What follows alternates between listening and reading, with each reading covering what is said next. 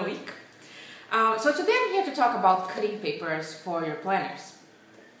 If you haven't seen yet, on my blog I have a lot of free stuff that you can download and print for your planners, A5, personal, or A4 or letter size planners that you use.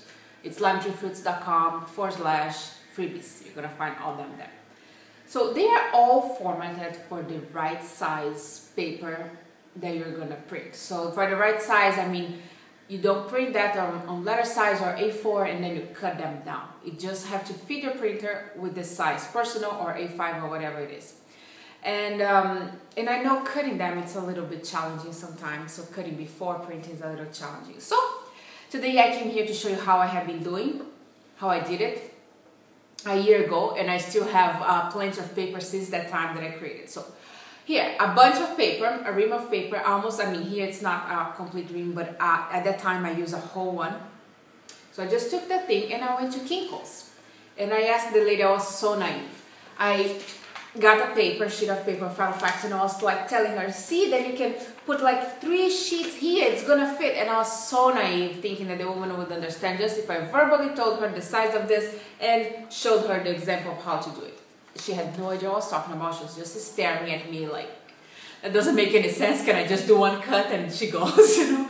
But anyway, so then I went back home and then I decided to draw for her the lines. So she wouldn't ask anything. She wouldn't be puzzled. She would just cut on the lines and that's it. So that's what I have for you here today.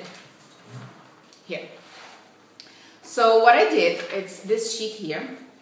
So as you see, this one I'm using for the personal, and I'm going to be showing you letter size, but I created also for A4 size, and it's going to be also for download on my blog. But just because the letter size is the paper I have.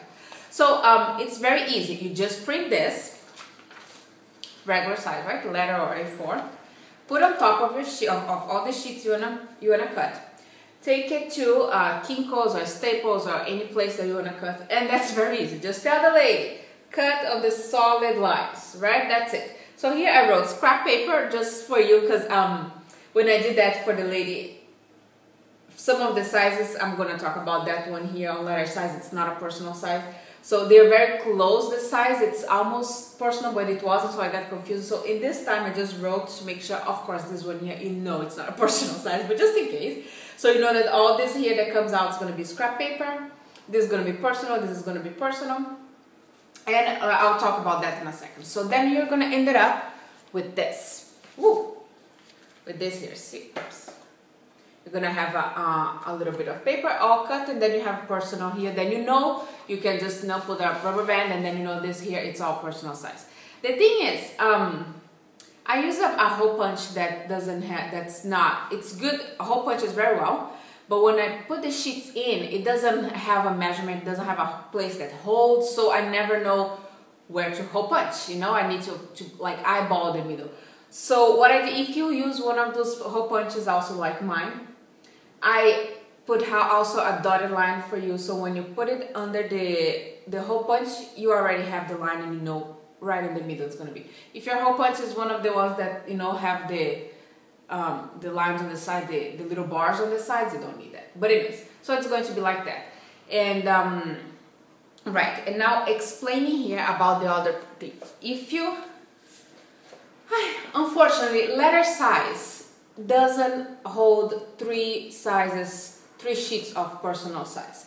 What it holds, the last size here is going to be a little bit narrower, and you can use as scrap paper. Or I had read once in a blog that I'm gonna put the link below. Nancy wrote that a long time ago, but I just think it's genius.